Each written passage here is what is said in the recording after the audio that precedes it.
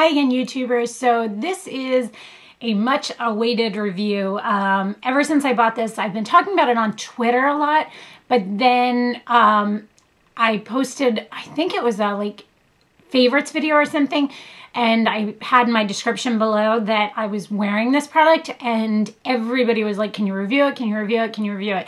I hadn't even posted my haul on it yet. And that is the Chanel Perfection Lumiere Tint Fluid Long Wear Flawless Fluid Makeup with an SPF of 10. This is what the packaging looks like. And I have this in the color 30 Beige. Went back and forth on colors a little bit. One of the key things to know about this color oxidizes, which means after you put it on your skin, it gets a slight orange tint to it. So whatever color you think you are, put it on your hand, put it on your face, put it on something, walk around for 5 or 10 minutes and then look at it, because I guarantee you're probably gonna have to go down a shade. And I had to do that, which actually I'm glad for now because my coloring is like dying down due to winter time and all that good fun stuff.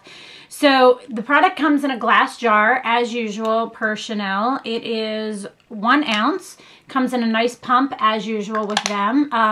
It is $55. And I want to mention a couple things about it. Is I have tried it so many different ways. Let me pull out a couple things. I have tried applying it with my favorite Coastal Scents brush. I tried, sorry, I should have had these things out. I tried applying it with the Sigma flat top synthetic brush, which is the F80. I tried applying it with a blending sponge, a little beauty blender. I tried applying it with my fingers, and then I finally tried applying it with the Sigma angled top kabuki F84. Strangely enough, this gives me the best results, and it's wet right now because I just cleaned it. But the reason is this foundation you have to do in very small portions because it dries very fast. It's good, they say, for all skin types. I think this is better for like a combination oily. You could probably wear it if you're normal. If you're dry, I have a feeling it's gonna really adhere to some of those spots. I put about 2 pumps on a little mirror and I dab it into the edge of this brush, and I start closest to my nose, and I start in here and I tap it, and then I drag it across my face and drag it with this as the angle. So I'm dragging it down along with the hairs on your face, or the way your face should go is down and out, okay? And same thing across the forehead, down the nose, things like that. And this and my fingers are by far the 2 best ways to apply this. I mean, I've tried everything I can think of because I wanted to make sure and tell you guys what worked best. And the Sigma F84 is my favorite. If you don't want to spend the money on the brush, try your fingers, and then just kind of buff it in with a brush that you might have. That is by far the best way to do this. Now, one other thing I'm going to mention about this is it is not a non-cosmeceutical. I might be saying that wrong. Basically, it can clog your pores.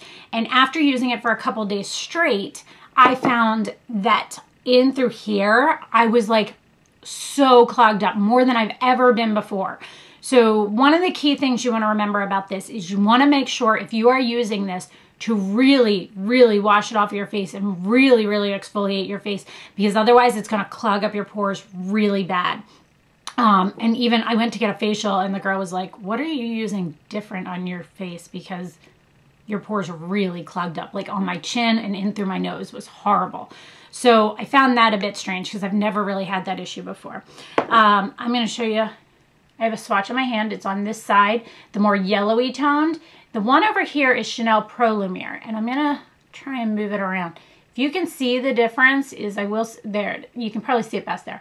Pro Lumiere has a very satin, shiny finish to it, whereas the Perfection Lumiere does not. It is more of, I wouldn't say it's flat, but it is not as, and I have Pro Lumiere, by the way, just for reference, in 30 shell, intensity 1.5, just to give you, and that was this thing is done pretty much. I saved it just to do this review so I could tell you a little bit about it. For wintertime, I personally like the Pro Lumiere a little bit better. I'm kind of bummed that they're discontinuing it. It's just a great product. But I really, every time, and that color is way too dark for me now, but you can tell the difference on these two right here. I will say the color of this is great. I really like the finish every time I'm wearing it. People really like it. I have used it with setting powder and without setting powder. I think the key to this is I have needed to set it on my forehead primarily. Anywhere else I'm fine without setting it, but I definitely have to set it on my forehead. It gets very oily on my forehead, as all foundations do. So that is the key thing. If you are normal, you're not going to need to set this. If you're a combination and in the wintertime you don't get too oily, you'll probably be fine not setting this. Just using a little bit of your bronzer or blush to set it. But this is a really nice product. The only complaint I will have is I've always loved the scent of Chanel Pro Lumiere. Love it. Love the scent of it. And the scent of this, it's just different. I just don't personally like the scent of it. It goes away quickly, so that I don't mind. But it's just a very strange scent. If you have smelled Chanel Vita Lumiere Aqua, that was their other recent launch product. It looks like this. It has that same scent, and either you like it or you don't. So guess that's the last bit on it. If you have any questions, please let me know. And thanks so much for watching, guys. Have a great day. Bye.